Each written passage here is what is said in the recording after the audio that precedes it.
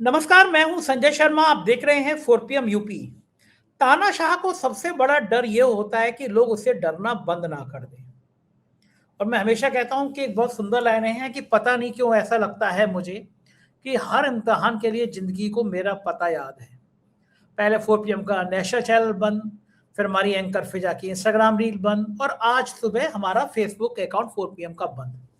कांग्रेस ने ट्वीट किया है, 4 PM का हवाला दिया है। प्रेस कॉन्फ्रेंस में सुप्रिया शीनत जी ने कहा कि देश भर में जिस तरह ये चैनल बंद किए जा रहे हैं, ट्विटर बंद, अकाउंट बंद किए जा रहे हैं, डेमोक्रेसी के लिए खतरा है। अभय दुबे जी से मैंने बातचीत की और अभय दुबे जी ने बताया कि ये अघोषित आपातकाल देश के लोकतंत्र के लिए कितना खतरनाक है। जिम्मेदारी आपकी भी है। मैं जो बात कह रहा हूं, हमारा चैनल जो बात कह रहा है, वो आपके हित की बात है, देश के आम आदमी के हित की बात है। तो सोशल मीडिया पर हमारा साथ दीजिए, 4 PM के सपोर्ट में आवाज बुलंद करिए। देश को, भारत की सरकार को समझ आना चाहिए कि हम पे इस तरह की कार्रवाई करके एक के बाद एक कार्रवाई करके अपना ही नुकसान कर रहे हैं। 8 महीने पहले चैनल बंद किया, सुप्रीम कोर्ट ने खुलवाया, फिर चैनल बंद किया। आखिर 4 PM से इतना डर सरकार को क्यों लगता है? चलते हैं अभय दुबे जी के पास। ऐसे दौर में मुझे आपके सपोर्ट की जरूरत है। ये नया चैनल ब्लॉगिंग का मैंने शुरू किया है, जस्ट संजय। पड़ोस में आप इसका लोगो देख रहे हैं। इतना करिए कि मैं इस चैनल पे रोज मस्ती की बातें करता हूं। इसको सब्सक्राइब करिए, आपको मजा आएगा। सरकार परेशान करना चाहती है और मैं परेशान होता नहीं हूं क्योंकि आप मेरे साथ हैं। चलते हैं अभय दुबे जी के पास। नमस्कार, मैं हूं संजय शर्मा। आप देख रहे हैं 4 PM न्यूज नेटवर्क। खबरों की बातचीत शुरू करूं उससे पहले मजेदार बात यह है कि मेरी और आपकी शर्टें बिल्कुल एक जैसी हैं। मेरा और आपका रंग एक जैसा लग रहा है, मुझे देख के बड़ा अच्छा सा लगा। तो मैं इसकी शुरुआत आज की करना चाहूंगा कि सरकार, पहली बार मुझे लग रहा है कि आप कहते थे हमेशा कि सरकार बहुत डरी हुई है। मुझे लगा कि इतनी नहीं डरी होगी, लेकिन अभय जी मैं हैरान हूं। पहले 4 PM का नेशनल चैनल बंद किया गया, फिर हमारी एंकर है फिजा, उसकी इंस्टाग्राम रील जिसमें उसने कहा कि भाई बहुत सरकार ने चैनल बंद क्यों किया 4 PM। लाखों लोगों ने देखा, उस एंकर की उस रील को भी सरकार ने ब्लॉक करा दिया। और आज सुबह उन्होंने हमारा 4 PM का फेसबुक पेज बंद करा दिया। फिर पता चला कि देश भर में ऐसे कई सारे ट्विटर अकाउंट हैं जो ब्लॉक कर दिए गए। यानी बंगाल का चुनाव सामने है, असम का चुनाव सामने, ये दो चुनाव खास महत्वपूर्ण है। सरकार इस चुनाव से पहले सोशल मीडिया से इतनी डरी हुई है कि बड़ी संख्या में ट्विटर बंद, फेसबुक बंद और यूट्यूब में हमारी बात। आज कांग्रेस ने प्रेस कॉन्फ्रेंस की है। कांग्रेस के फायर प्रवक्ता है सुप्रिया शीनत जी, उन्होंने प्रेस कॉन्फ्रेंस की और जो उन्होंने ट्वीट किया है वो पढ़कर सुना देता हूं। मुख्य जी। धारा की मीडिया को अपने अधीन करने के बाद अब मोदी सरकार सोशल मीडिया को कब्जा करने की कवायद में जुटी है। ट्विटर पर सरकार से सवाल पूछने वाले, जनता के मुद्दे उठाने वाले अकाउंट्स को भारत में प्रतिबंधित कर दिया गया है। बीते कुछ समय में कई यूट्यूब चैनल ब्लॉक किए गए, इनमें से 4 PM भी शामिल है।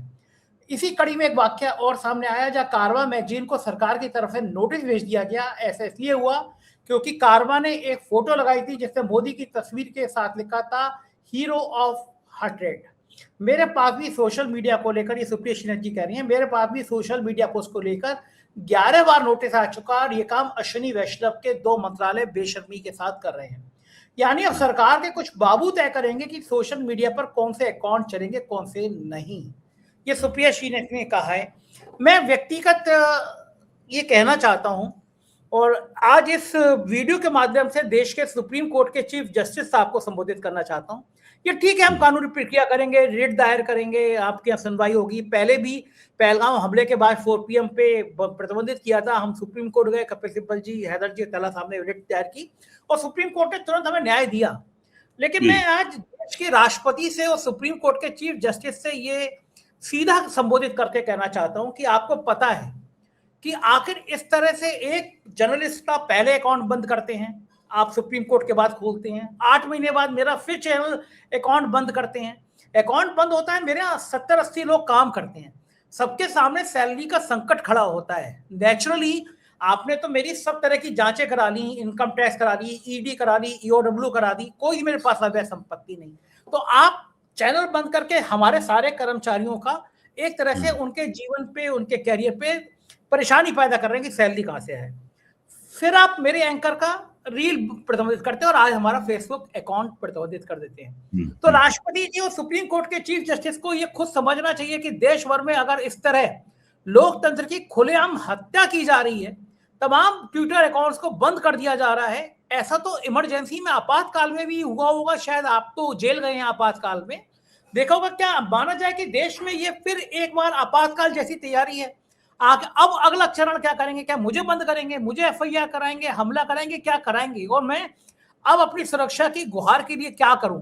क्या मैं अंतर्राष्ट्रीय संगठनों को लिख के भेजूं? मैं दुनिया को बताऊं कि भारत में अब पत्रकारिता कितने खतरे में आ गई है? सरकार मेरे पीछे क्यों पड़ी है? मैं बिल्कुल अपने देश की बात बाहर नहीं करना चाहता, लेकिन सरकार बाध्य कर रही है। अगर मेरा अकाउंट 24 घंटे में नहीं खोला गया, मैं दुनिया के तमाम ह्यूमन राइट्स के ऑर्गेनाइजेशन को लिखूंगा, तमाम दुनिया के बड़े बड़े अखबारों को लिखूंगा, बताऊंगा कि भारत में पत्रकारिता का स्तर क्या है। और खास तौर से मैं सारे उन इंटेलेक्चुअल से, उन अपोजिशन पार्टी से, उन कवियों से, लेखकों से ये डिमांड करूंगा कि बात मेरी नहीं है, बात इस सिस्टम को बचाने की है, बात लोकतंत्र को बचाने की है। और अभय जी, क्या आपको लगता है कि जिस तरह सुप्रिया श्रीनेत्री जी ने भी उदाहरण दिया, क्या इस देश की डेमोक्रेसी को वास्तव में खतरा हो रहा है? और हो रहा है तो अभी कैसे रोका जा सकता है? देखिए, सुप्रिया जी ने अपने जो अपनी पोस्ट में जो लिखा है उससे पूरी तरीके से सहमत होते हुए मैं उसी के संदर्भ में, उसी के रोशनी में एक परिप्रेक्ष्य इस बारे में पेश करना चाहता हूँ। आपने इमरजेंसी का जिक्र किया, मेरे जेल जाने का भी जिक्र किया, और आजकल जो हो रहा है उसकी भी आपने भूमिका में बहुत ही डिटेल में बताया। देखिए, आपातकाल इस देश में जो लगा था वो घोषणा पूर्वक लगा था, वो एक ऐलान किया गया था, वो एक संविधान के प्रावधान का इस्तेमाल करके इस देश में आपातकाल लगा था। उस आपातकाल को लगाया जा सकता था और उस आपातकाल को उठाया जा सकता था। एक दिन उस आपातकाल को 27 महीने बाद उठा लिया गया। आप समझ रहे हैं ना? आपातकाल वो कोई चोरी छिपे चलने वाली प्रक्रिया नहीं थी। आपातकाल दबे पांव नहीं आया था। आपातकाल इंदिरा गांधी ने घोषणा पूर्वक लगाया था, और एक दिन घोषणा पूर्वक उस आपातकाल को उन्होंने हटा लिया और देश में राजनीतिक प्रक्रिया की दोबारा शुरुआत कर दी। हम लोग जो जेलों में थे उनको जमानतें मिलनी शुरू हो गई, हम लोग जेलों से छूट गए हैं। आजकल जो हो रहा है वो घोषणा पूर्वक नहीं हो रहा है। आजकल जिस तरह का उस आपातकाल में जो तत्कालीन जनसंघ के सदस्य थे, राष्ट्रीय स्वयंसेवक सदस्य थे, उनके ऊपर भी आपातकाल लगा था, उनको भी जेलों में डाला गया था, वो भी 19 महीने तक जेल में रहे थे। मेरे कहने का मतलब यह है कि आजकल जो हो रहा है वो एक नई किस्म की तिकड़म है, नई किस्म की तरकीब है। उस तरकीब को कुछ लोग कहते हैं कि घोषित आपातकाल वगैरह है, लेकिन ये उससे भी ज्यादा कुछ अलग तरह की कोई चीज है जिसको कोई एक नाम देना मुश्किल है। इसमें दमन चक्र जो है बहुत तरीके से चलाया जा रहा है। ये विभिन्न दमन की विभिन्न खुफिया किस्म की, खुफिया और अदृश्य दमन की तरकीबें हैं।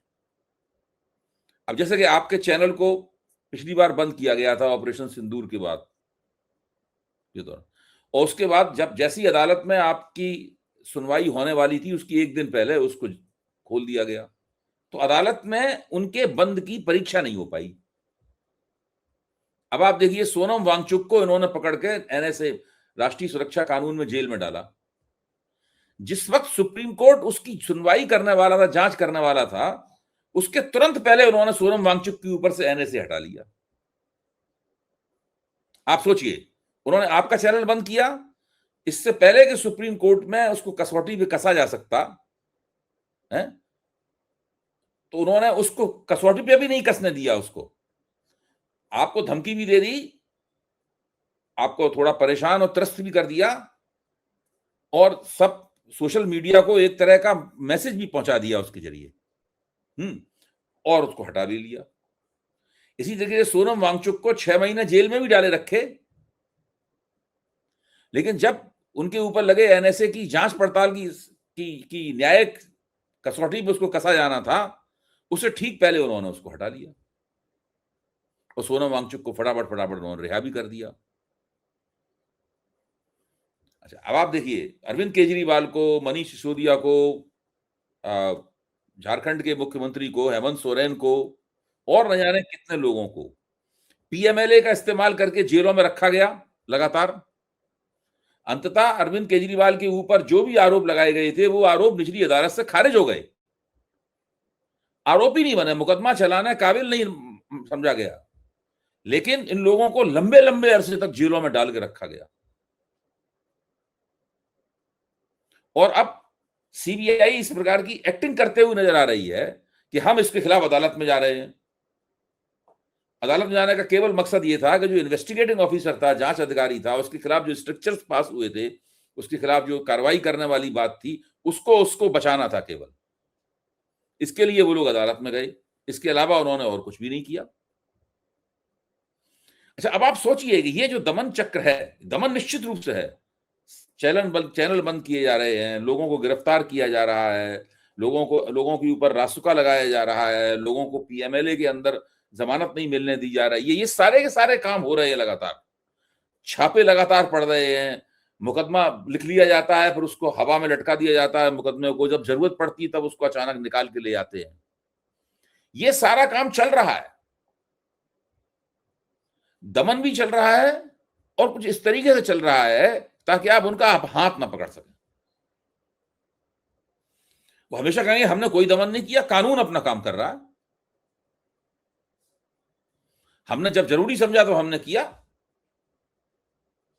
कुछ ऐसा काम चल रहा है, कुछ ये पूरा तरीका ऐसा है जिसको अभी ठीक से परिभाषित नहीं किया जा सकता।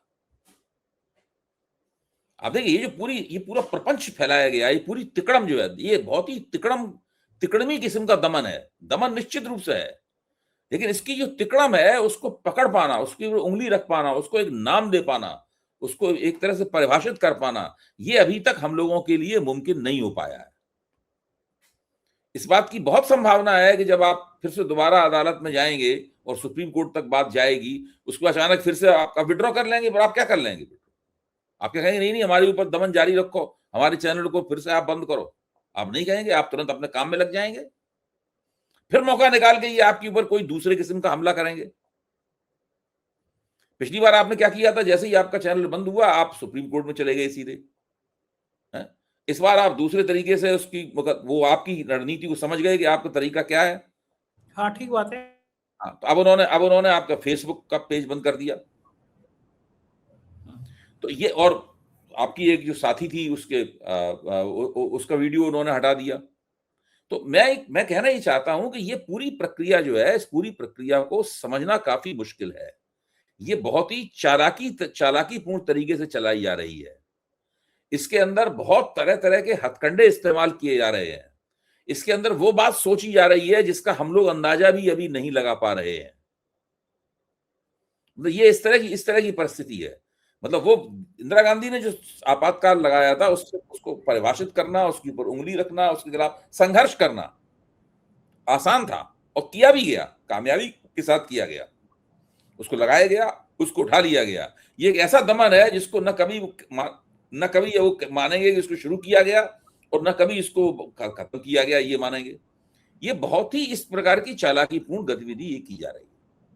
अब आइए, आप निदान क्या है इसका? कैसे खत्म होगा ये? नहीं, उसको देखिए, धीरे धीरे करके हम लोगों, जब समझ की समस्या है तो उसको समझा जाएगा उसको, है कि नहीं। अब आइए सोशल मीडिया के ऊपर। सरकार 2024 के चुनाव से ही सोशल मीडिया से परेशान है। सरकार ने ये देखा, सरकार मतलब भाजपा ने देखा कि 2024 की जब चुनावी मुहिम चल रही थी या उससे पहले उसका माहौल जब बन रहा था, तो उसने देखा कि सरकार की आलोचना करने वाले जो प्लेटफॉर्म है उनकी सब्सक्राइबरशिप तेजी से बढ़ रही है। मेरा मानना है कि 4PM की सब्सक्राइबरशिप उन्होंने बहुत तेजी के साथ बढ़ रही थी। मुझे याद पड़ता है करोड़, हाँ बिल्कुल, हजारों रोज बढ़ रहे थे। हाँ, हर महीने 1 लाख से ज्यादा, 1 लाख बढ़ जाते थे आपके। एक महीने में 3 लाख सब्सक्राइबर बढ़ रहे थे और 1 करोड़ व्यू रोज आ रहे थे। 1 करोड़ व्यू रोज थे। हाँ, तो ये जो स्थिति थी ना, ये स्थिति सरकार सोच में पड़ गई कि भाई इसका क्या किया जाए। और जो सरकार समर्थक जो सोशल मीडिया प्लेटफॉर्म थे, उनकी भी सब्सक्राइबरशिप बढ़ रही थी, लेकिन इतनी रफ्तार से नहीं बढ़ रही थी, थोड़ी बहुत बढ़ रही थी। बिल्कुल स्पष्ट था कि जो आलोचक हैं, आलोचकों को जनता की तरफ से, व्यूअर्स की तरफ से, दर्शकों की तरफ से काफी उछाल मिल रहा है। जो प्रशंसक हैं उनको ज्यादा कुछ खास वो लोग लिफ्ट नहीं दे रहे हैं। ये स्थिति थी। उस दिन के बाद से सरकार के दिमाग में है कि भाई सोशल मीडिया से कैसे निपटें। सोशल मीडिया को कैसे प्रतिबंधित कर देने का मतलब कुछ और होगा। प्रतिबंधित करना निपटना नहीं है। प्रतिबंध तो एक तरह की जेल है। मतलब सोशल मीडिया को आपने कारागार में डाल दिया। हथकड़ी बेड़ी लगा के जेल में डाल दिया उन्होंने। इस बात से डरते भी हैं कि लोग सड़कों पे ना आ जाए, कहीं कि एक बड़ा हाँ, जन आंदोलन ना वो हो जाए शांति। हमेशा जब सोशल मीडिया को प्रतिबंधित किया जाता है तो उसके विस्फोट होते हैं। जब आप बोतल के ऊपर बहुत ताकत से कॉर्क लगाते हैं तो एक दिन वो कॉर्क फट के निकल जाती है। मैं संजय जी कहना ये चाहता हूं कि ये जो दमन की प्रक्रिया है, ये दमन की प्रक्रिया खास तौर से ये तिकड़म बीजेपी द्वारा ईजाद की गई तिकड़म है, और इसका श्रेय हमें नरेंद्र मोदी और अमित शाह इन लोगों को देना पड़ेगा कि इन लोगों ने तिकड़म का ऐसा चक्रव्यूह बनाया है इसके अंदर, जिसमें जब चाहते हैं उसमें हम लोगों में से किसी को अभिमन्यु बना के उसमें फांस देते हैं उसके अंदर। तो मेरा ही नंबर क्यों लग जाता है हर बार? आपका प्लेटफॉर्म सबसे बड़ा है, हम तो कह चुके हैं आपसे, आपके जरिए ही वो चेतावनी दे सकते हैं सबको। क्योंकि छोटे मोटे चैनल के पीछे पड़ के कोई चेतावनी थोड़ा जाएगी, उसकी तरफ तो कोई ध्यान भी नहीं देंगे। जब आपकी तरफ बात आती है तभी वो चेतावनी बनती है उसकी। मुझे तो लगता है कि आपके जरिए वो सोशल मीडिया को चेतावनी देते हैं। आपने खुद ही देखा है, आपने मुझे बताया कि जिन वीडियोस के बहाने आपके ऊपर राष्ट्रीय सुरक्षा का खतरा बताया गया, वो वीडियो में तो ऐसी कोई बात है ही नहीं, वो तो बहुत पुराने हैं और कोई मतलब ही नहीं है उसका। इसका मतलब ये वो जानते हैं कि अदालत में जब उन वीडियोस की जांच होगी, वीडियो की जांच होगी तो जज इनका जो प्रतिबंध है उसको उधेड़ के फेंक देगा। अबे जी, मैं आपकी तारीफ नहीं कर रहा, लेकिन मैं 2 साल से लगभग आपके संग रोड शो कर रहा हूँ। आपको मैं एबीपी पे लगातार सुनता, पूरा देश सुनता है। आज तक मैंने एक शब्द आपके मुंह से नहीं देखा जो निकला जो अमर्यादित हो, असंसदीय हो या जो देश के खिलाफ हो। अब जो प्रतिबंधित किए गए वीडियो, उसमें आपको मेरी बातचीत भी है। हम ऐसा क्या बोलते हैं जिसको देश के विरोध हो जाए? बताइए। वो तो कुछ भी कर देंगे। जैसे भाई, जब एक छोटा सा प्लेटफॉर्म मैं भी चलाता हूँ, उसके ऊपर बीजेपी वालों ने कम्युनिटी स्ट्राइक्स करवाए। मेरे ख्याल आज इस विषय पर चर्चा कर ही लिया है, अच्छा ही है, मतलब जो है। हाँ, उसके ऊपर उन्होंने कम्युनिटी स्ट्राइक करवाए। तो कम्युनिटी स्ट्राइक करने में जिन बातों का हवाला दिया जाता था, तो वो वीडियो थे जो बहुत दिन पहले चल के खत्म हो गए। उसका जो मोनेटाइजेशन, जो आर्थिक लाभ मिलना था, वो भी हमें मिल चुका है। लोग उन वीडियोस को भूल भी चुके हैं। हमें भी उस वीडियो में कोई दिलचस्पी नहीं थी। उन्होंने कहा भाई हटा दीजिए, या उन्होंने हटा दीजिए, हम पे उसको कोई असर ही नहीं पड़ा। लेकिन कम्युनिटी स्ट्राइक उन्होंने एक के बाद एक दिन में 2 बार कम्युनिटी स्ट्राइक की, और हम जानते हैं तीसरी कम्युनिटी स्ट्राइक में चैनल बंद हो जाता है। तो इसका असर ये हुआ कि हमें अपने उस चैनल को बिल्कुल ढीला कर देना पड़ा। हमने उसके ऊपर वीडियो डालने, सामग्री डालने ही बंद कर दी। वो यही चाहते हैं वो लोग। हाँ, और उस वक्त का हम इंतजार करते रहे जब तक कि वो अवधि खत्म हो जाए, ताकि हमारे ऊपर से वो जोखिम हट जाए, तीसरी स्ट्राइक वाला। इस बीच में हमने कानूनी कार्रवाई भी की। वो सब हैदर भाई ने नोटिस दिया था, आप ही ने राय दी थी। हाँ, तो मैं कहना ये चाहता हूं कि ये लोग, हमारा चैनल तो बहुत छोटा है, किसी को उसके बारे में कुछ भी नहीं पता, हम तो बिल्कुल शुरुआती दौर है, बिल्कुल एकदम। लेकिन आपका चैनल बहुत बड़ा बन चुका है। मैं हमेशा कहता हूं आपने एक बिजनेस मॉडल बना लिया है अपना, बहुत बड़ा बन गया। उसका एक खास तरह का प्रभाव है, भारत में देखा जाता है, विदेश में देखा जाता है। तो आपके खिलाफ जब वो कार्रवाई करते हैं तो पूरे के पूरे जो सोशल मीडिया की दुनिया है, उस दुनिया में उसकी हलचल मचती है, और लोगों को लगता है कि जैसे वो वार्निंग रिले कर रहे हो। एक जगह है, वहां से सब जगह वो वार्निंग रिले कर रहे हैं, वार्निंग की किरणें जो है ना सब जगह फेंक रहे हैं।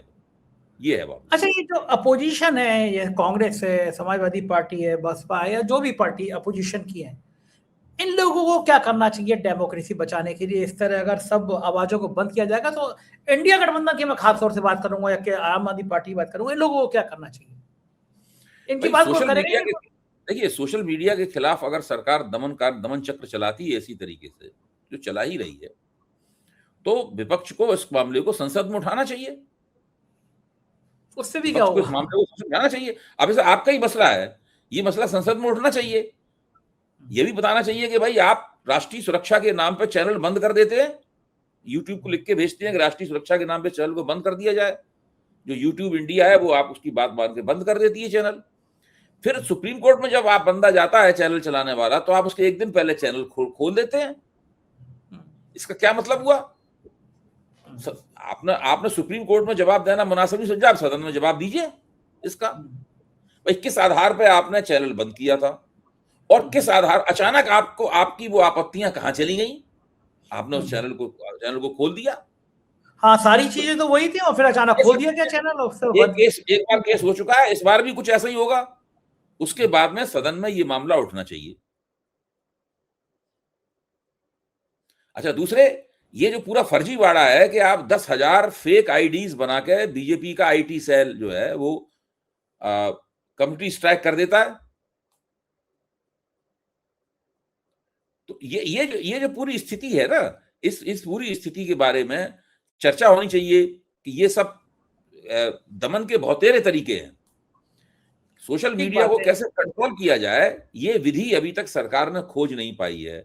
मेरे ख्याल से सरकार इन तमाम प्रयोगों के जरिए उस विधि की तलाश करना चाहती है जिससे वो सोशल मीडिया को नियंत्रित कर सके, भयभीत कर सके। बिल्कुल ठीक बात है सर, और ये बात सबको सुननी चाहिए क्योंकि लोकतंत्र बचाना सबकी जिम्मेदारी है। बहुत बहुत शुक्रिया, आपने मुझे समय दिया, मुझसे बातचीत की, थैंक यू। ये थे अभय द्विवेदी, और अभय द्विवेदी की बात लोकतंत्र को बचाने के लिए कितनी जरूरी है ये बात आप समझ सकते हैं। लोकतंत्र बचता है तभी कोई देश स्वस्थ रह सकता है, खुश रह सकता है। भारत में जिस तरह के आपातकाल लगाने की तैयारी चल रही है उसमें आप क्या सोचते हैं, कमेंट करके बताइएगा जरूर। शुक्रिया, थैंक यू।